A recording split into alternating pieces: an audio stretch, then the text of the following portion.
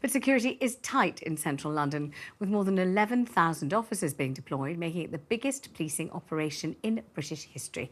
And two people who know a great deal about keeping big royal events safe, a former Blackrod, General David Leakey, who led the planning for the late Queen's lying in state, and Lord Richard Dannatt, the former head of the British Army, both of whom join me this afternoon. Lynn, maybe I could start with you, sir.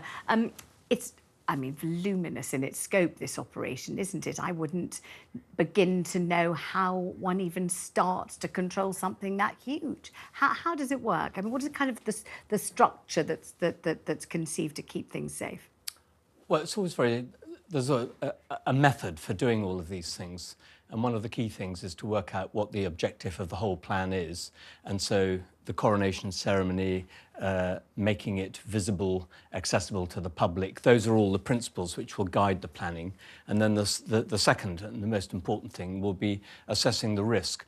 And all the agencies will come together for that, the intelligence agencies, the police, and they will assess the risk. This will be done at government level and disseminated down to the police and the other authorities.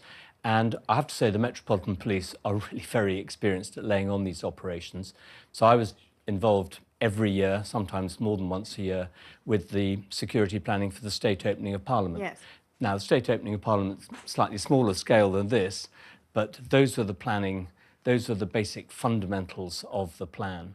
And the objective will be to make, and this will be always the difficulty for the police, will be to allow the crowds and the people as close to the route, to give them the best possible visibility, access to what will be a great day, and yet keep people safe. Well, we know that they're going to be plainclothes officers mingling with the crowds. We know that they're going to be snipers on roofs all along the way. What else do we need to know? Or maybe we don't, maybe we shouldn't know. No, I think you don't need to know a lot more about that. There are all sorts of other threats, both behind the scenes, overt, covert, and I think. But one of the things is very interesting about this, and I think the crowds will take care of quite a lot of the security themselves. And we saw that at the Queen's funeral, when there were dissenters who started yelling out obscenities, and the crowd just told them to shut up. Yeah. I mean, in the nicest possible way. Yes. And I suspect the crowds will not approve of. I'm not saying they'll take the law into their own hands, but the crowds will make their. They're there to support the king and to applaud the king. There will be a minority, and why shouldn't there be? Protest is allowed in this country. Yes. But I don't think they'll get anywhere near the procession. I don't think they'll create a risk. I think at the most they'll be a nuisance. Okay, and do you think that members of the royal family feel anxious, feel exposed, feel as if, scrutiny is so huge and the number of people turning out is so vast that they are vulnerable? Because, of course, they are vulnerable. Every time they walk out in public, they're vulnerable. Yes. And it doesn't matter whether there are 500,000 people on the streets or just a few at a village where they may have gone to plant a tree or open a home or do something with a school or a local community. The risks, in a way, are sometimes greater in those less well-policed venues than in a place like London, where the security apparatus, the CCTV camera cover, where the intelligence feed is that much greater. So they're very used to it.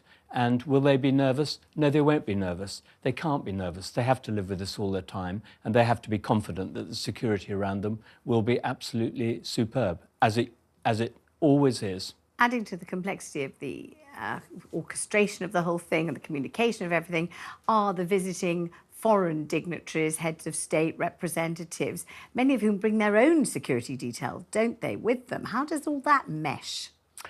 Well, I remember when President Obama visited Parliament, when he was president, he came to address both Houses of Parliament in Westminster Hall, and the planning for that started about 6 months beforehand with preliminary visits and recce's, and above all, agreements on who had responsibility for who and where and when, and who was armed and who wasn't armed, and what the communication protocols would be.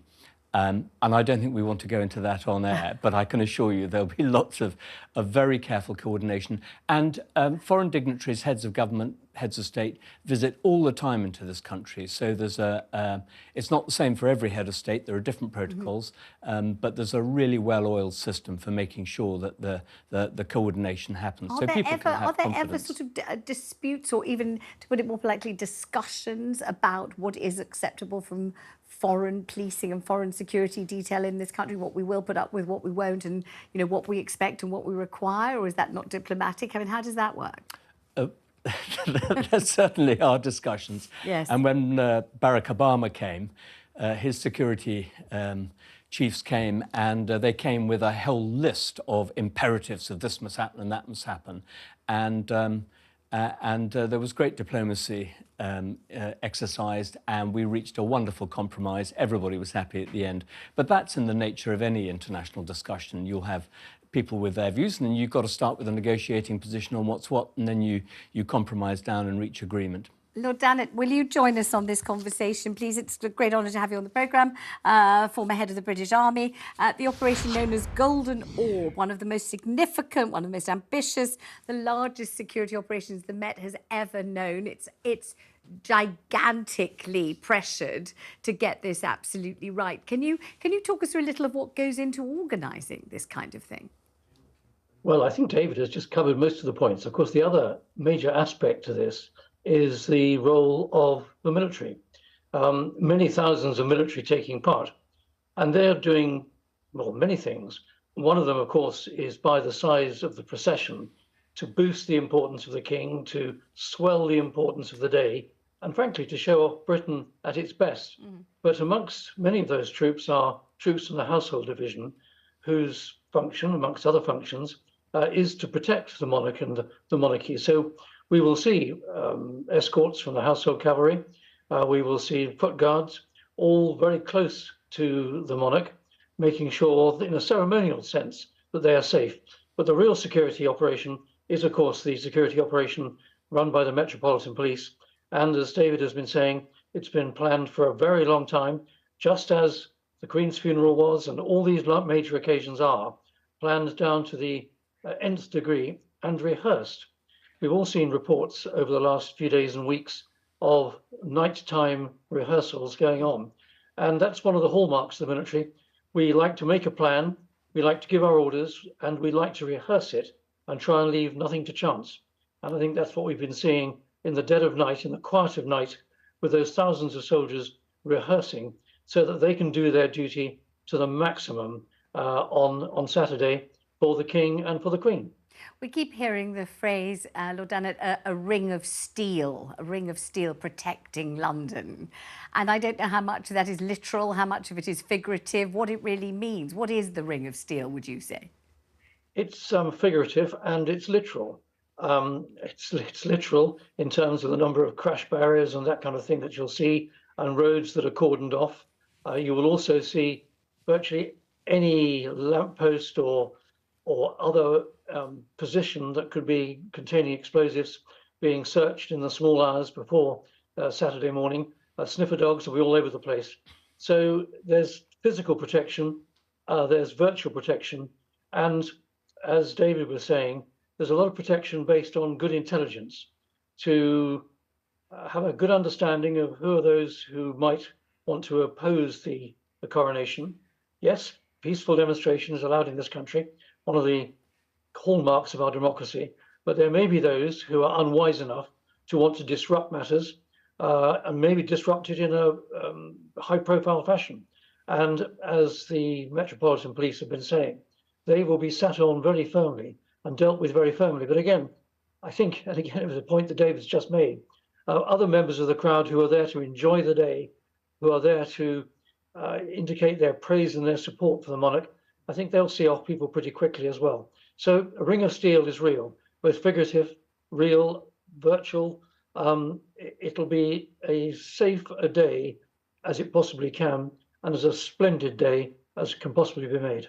How different will the security operation be at this coronation from the last?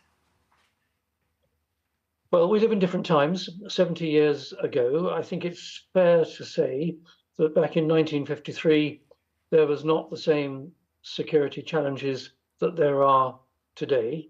our society was very different. It wasn't at a time, for example, when there were significant threats from Irish Republicans, which has been a hallmark of the last century. We've seen that with bombs on the streets of London 20, 30, 40 years ago. That wasn't a hallmark 70 years ago. So 53, the ceremony was huge. It was a determined effort after the dreariness and drab days of the Second World War for the nation to get out and celebrate. And there were a tremendous number of members of the armed forces out there taking part in the parade, a much larger number than can be deployed on this occasion. And that's not surprising.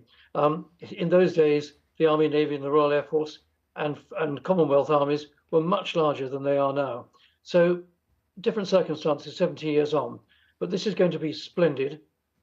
It's going to be Britain at its best, and through the hard work of the Metropolitan Police, the armed forces, the security services, it'll be as safe as it possibly can be.